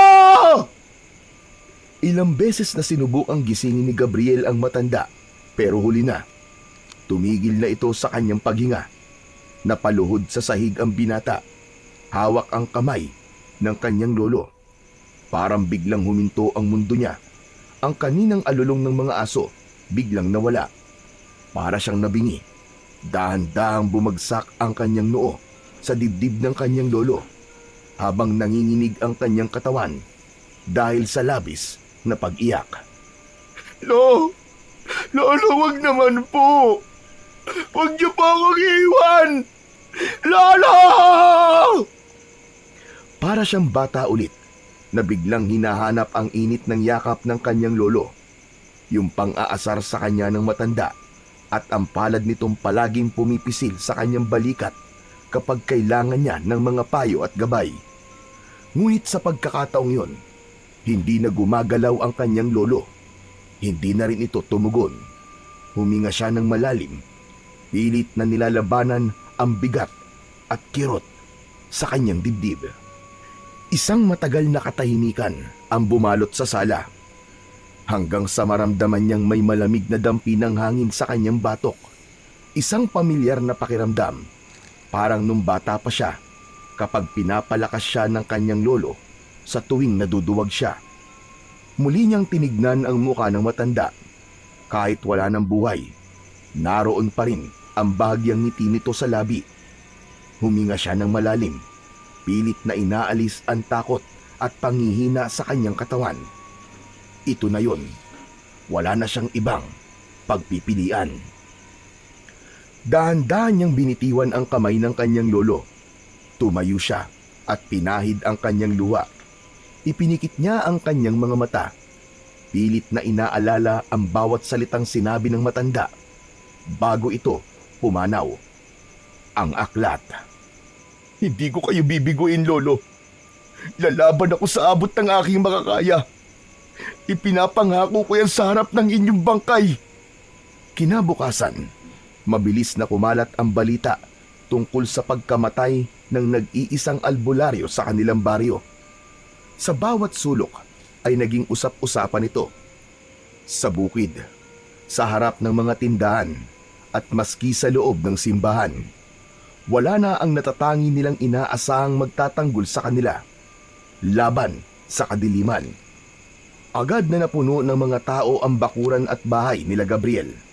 Marami ang nakiramay. Maraming nagdala ng kandila at mga bulaklak. Pinag-usapan nila ang kanilang takot at kawalang pag-asa. Lalo na nang malaman nilang pinatay ng aswang ang matanda. Naisip nila na wala na talaga silang kalaban-laban. Samantala, sa loob ng bahay, tahimik lang na nakaupo si Gabriel sa tabi ng bangkay ng kanyang lolo. Hindi niya pinapansin ang usapan ng mga tao. Biglang may humawak sa kanyang kamay. Nang mag-angat siya ng kanyang paningin, nakita niyang nakatayo sa kanyang harap ang kanyang estudyanteng si Boy. Namumugto ang mata nito at parang takot na takot. Boy, ano nangyari sa'yo? Sino kasama mo nagpunta dito? Hindi agad nakasagot ang bata. Nanginginig siya. Tila nagpipigil na muling umiyak. Teacher, sinalakay kami ng aswang kagabi. Ano? Asa na mga magulang mo? Nasa bahay po. Inaasikaso na sila ng mga taga-barangay. Si nanay at tatay. Patay na po sila, teacher. Kaninang madaling araw po dumating po yung aswang. Hindi ko alam kung paano ako nakatakas. Pero hindi po sila nakalabas ng bahay. Pinatay po sila ng aswang. Napatingin si Gabriel sa kanya. Hindi nakapagsalita. Nanginginig ang bata habang mahigpit na hawak ang kanyang sando. Takot na takot. Sir, pwede po bang sa inyo na lang po ako? Ayoko na po bumalik sa amin. Wala na po akong pamilya. Napabuntong hininga ang binata. Ang sakit ng pagkawala ng kanyang lolo ay hindi pa niya ganap natatanggap. Tapos heto pa ang isang bata na nawalan rin ng mahal sa buhay. Hindi lang isa, nawala ang lahat sa kanya. Parang dinaganan ng mabigat na bagay ang kanyang dibdib.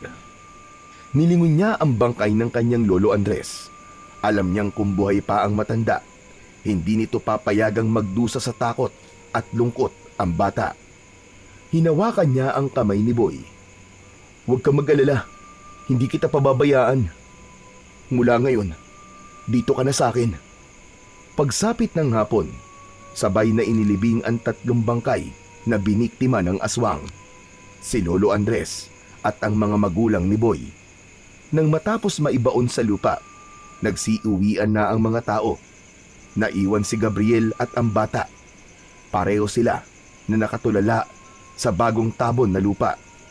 Hindi makapaniwala na wala na ang mga ito. Parehas nilang hinihiling na sana panaginip lang ang lahat at isang masamang bangungot lang. Pero hindi. Totoo ang pangyayaring yon. Nakayuko ang binata. Yakap ang kanyang sarili. Wala ni isang luha ang pumapatak sa kanyang mga mata. Pumikit siya sandali at hinayaan ang hangin na dumampi sa kanyang muka. Sa oras na yon, alam niyang wala nang atrasan.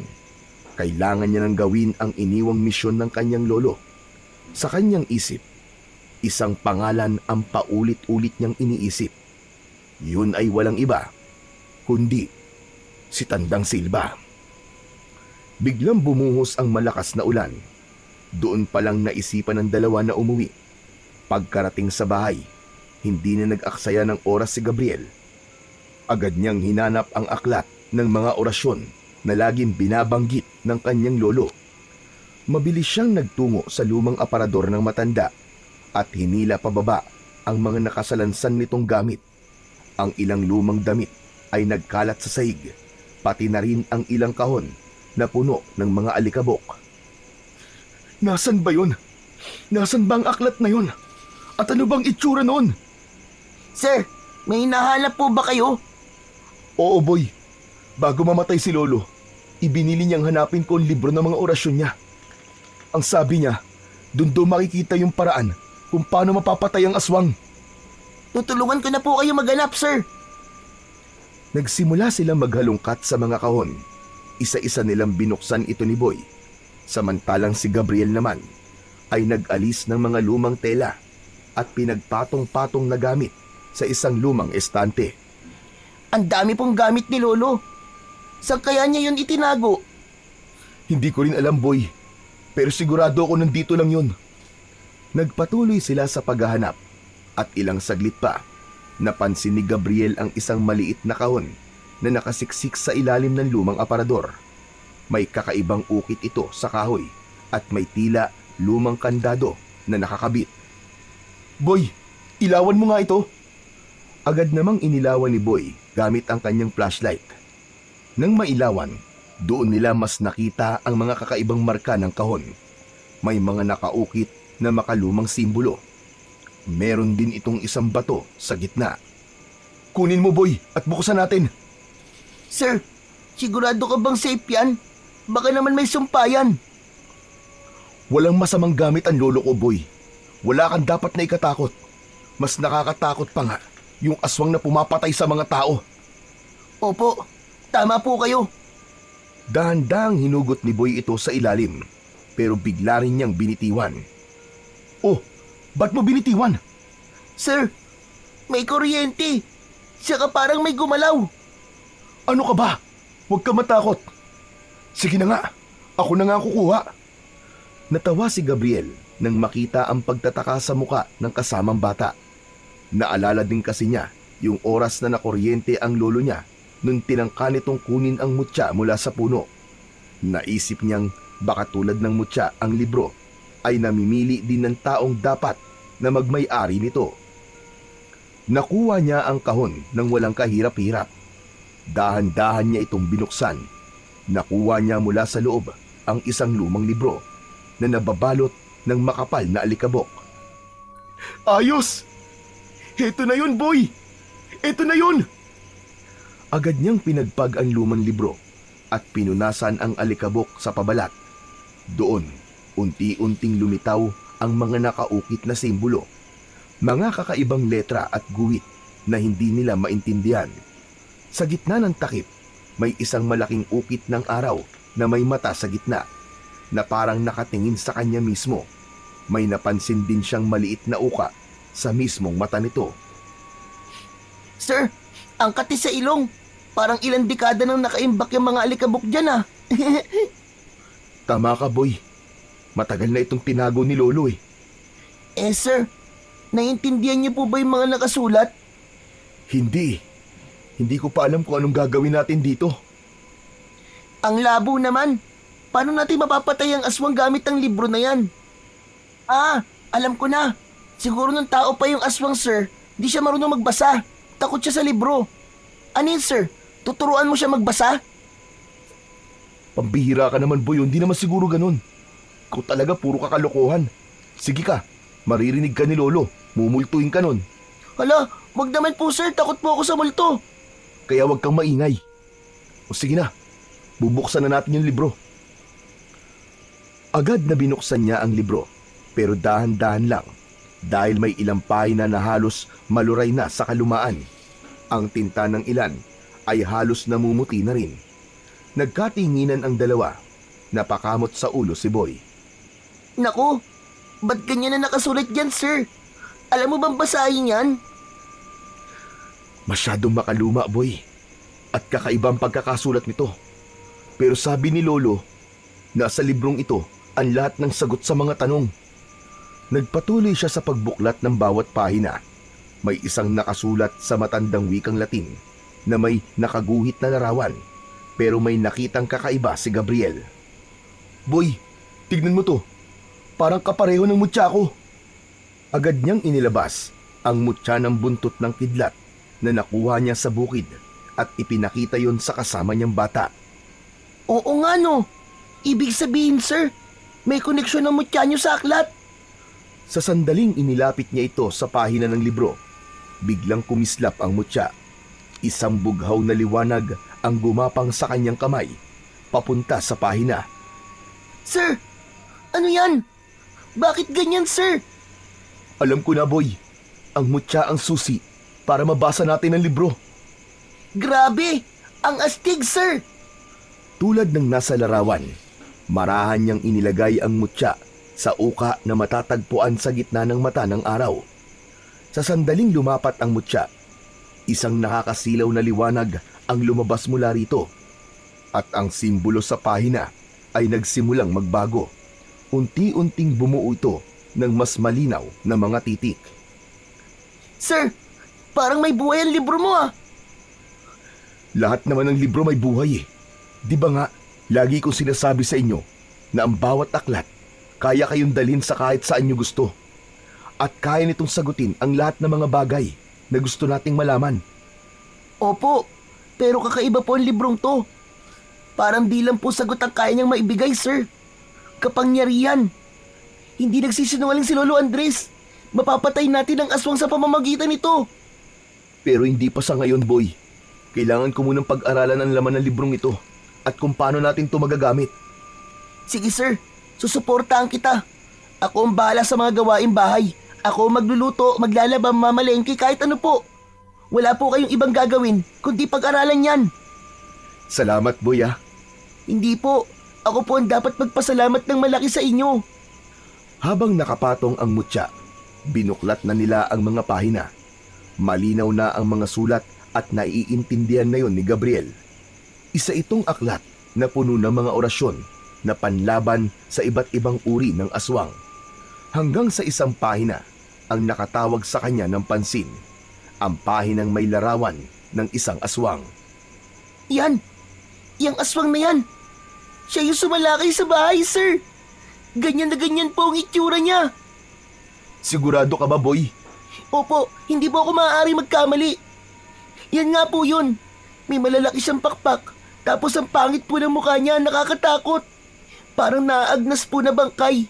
Tapos, may mahahaba at matigas po siyang dila. Tama nga ang hinala ni Lolo. Dito makikita ang paraan para tapusin ang lagim sa baryong ito. Habang sinusuri ang aklat, may isang orasyon ang agad na umagaw ng kanyang pansin. Ang orasyon na may kakayahang baliin ang sumpa ng isang nilalang na isinilang mula sa kadiliman. Ang kapangyarihan ng orasyon ay lalong titindi kung magagamit ang mutya ng buntot ng kidlat bilang gabay. Orasyon? Mutya? Kapangyarihan? Ayos. Sir, sana nga matalo natin yung aswang at si Tandang Silba. Oo, boy. Gagawin natin yon. Tatalunin natin sila. Ilang araw at gabi pa ang lumipas. Lalong lumaganap ang takot at sumpa sa buong baryo. Mas naging agresibo ang aswang sa tuwing sumasapit ang gabi. Wala itong takot. Hindi naging epektibo ang mga pangontra tulad ng mga bawang. Hindi rin ito tinatablan ng mga karaniwang sandata. Marami ng tao ang namatay at nasugatan. Wala na rin takot si Tandang Silba na magpakita sa mga tao kapag naglalakad ito sa kalsada. Agad na nagtatago ang mga tao. Nagsasara ng kanilang mga bintana at pinto at di na lumalabas ng kanilang mga bahay. Isa-isa, unti-unting inuubos ng halimaw ang mga residente. Gusto na ni Gabriel na lumaban. Gusto niyang protektahan ang mga tao, pero alam niyang hindi pa sapat ang kanyang tapang at kaalaman. Nagsikap siya, inaral ang bawat detalye, nagplano ng estratehiya para matapatan ang mga kalaban. Pinag-aralan niyang mabuti ang orasyon sa aklat. Isang gabi, isang nakapaninindig balahibong sigaw ang narinig nila mula sa kanilang kapitbahay. Nagkatinginan sina Gabriel at Boy. Boy, dito ka lang ha. Huwag kang aalis dito kahit anong mangyari. Sir, sasamahan kita. Tutulungan kitang kalabanin yung aswang. Hindi, boy. Wag. Masyado ka pang bata. Hindi mo kakayanin. Makinig ka na lang sa akin, boy. Huwag kang lalabas dito kahit na anong mangyari. Nagkakaintindihan ba tayo? Tumango na lang si Boy bilang tugon. Hindi na nag-aksaya ng oras si Gabriel. Agad siyang lumabas at pinuntahan ang pinagmumulan ng sigaw. Dala niya ang kanyang mutya at ang mga kaalamang natutunan niya mula sa libro. Pagdating sa bahay ni Mang Isko, nakita niya ang wasak na pinto. Nagkalat ang mga gamit sa loob at sa isang sulok, naroon ang aswang. Kagat-kagat nito ang wala ng buhay na matanda. Mabilis na kumilos ang binata. Hindi na siya nagdalawang isip. Sa isang iglap, inilabas niya ang mutya na nakapaloob sa kanyang mga palad. Tulad ng nasa aklat, itinapat niya ito sa halimaw at sinimulang bigkasin ang orasyon. Akala mo ba, bata? Madadala mo yan sa dasal? Napalingon si Gabriel sa kanyang likuran. Pumasok sa pinto si Tandang Silva. Ikaw yung apo ni Andres. Sayang lang ang dugon dumadaloy sa'yo. Walang bisa ang dasal sa isang aswang na hindi nakakarinig. Alam ko, Tandang Silva, pero yung aswang mo, bingi lang, pero hindi bulag. Itinaas niya ang kamay at ginamit ang sign language para sa salitang nakasaad sa aklat. Hindi ito basta-bastang orasyon. Ito'y isang sinaunang paraan ng pagpapasa ng kapangyarihan gamit ang kilos at galaw ng katawan. Anong kalokohan ito? Anong ginagawa mo? Hindi makapaniwala ang matanda sa kanyang nakita. Sa bawat galaw ng kamay ni Gabriel, hindi lang mga letra ang nabuo. May isang nakakasilaw na guhit ng liwanag din ang unti-unting nagkaroon ng hugis sa hangin. Isang matalim at maliwanag na kidlat. Nagsimulang umatras ang aswang. Naramdaman nito ang malakas na kapangyarihan ng binata. Kahit hindi nito marinig ang dasal, nakita naman niya ang nakakasilaw na liwanag. Hindi! Hindi maaaring mangyari ito! Hindi maaari! Isang malakas na kidlat ang tumama sa mismong bahay ni Mang Isko. Kasunod nito, ang malakas na pagdagundong ng kulog. Tila nagsanib puwersa ang kalikasan at ang liwanag na ginawa ng mutya. Tulad ng sa puno sa bukid, nilamon ng asul na apoy ang aswang. Pero di tulad sa puno na di natupok, ang aswang ay nagsimulang lamunin ng nakakapasong apoy. Isang nakakabinging sigaw ang kanilang narinig. Nangisay ang aswang, unti-unting nangitim at natupok, hanggang wala nang natira kundi abo. Hingal na hingal siya, pero sa kabila ng enerhiyang tila nawala sa kanya, isang ngiti ang lumitaw sa kanyang muka. Ayos! Nagawa ko! Napatay ko ang aswang! Nagtagumpay ako! Sir! Sir, ang galing mo! Ang galing-galing mo talaga! Idol talaga kita, sir! Hala! Boy! Bakit ka nandito? Pero bago pa man makasagot ang bata, isang matigas at magaspang na kamay ang humawak sa kanyang balikat. Akala mo, panalo ka na? Sige, isang maling kilos mo. Papatayin ko ang batang ito! Sir! Sir, tulungan mo ako! Bitiwan mo siya, Tandang Silva! Labanan mo ako ng patas! Huwag kang duwag!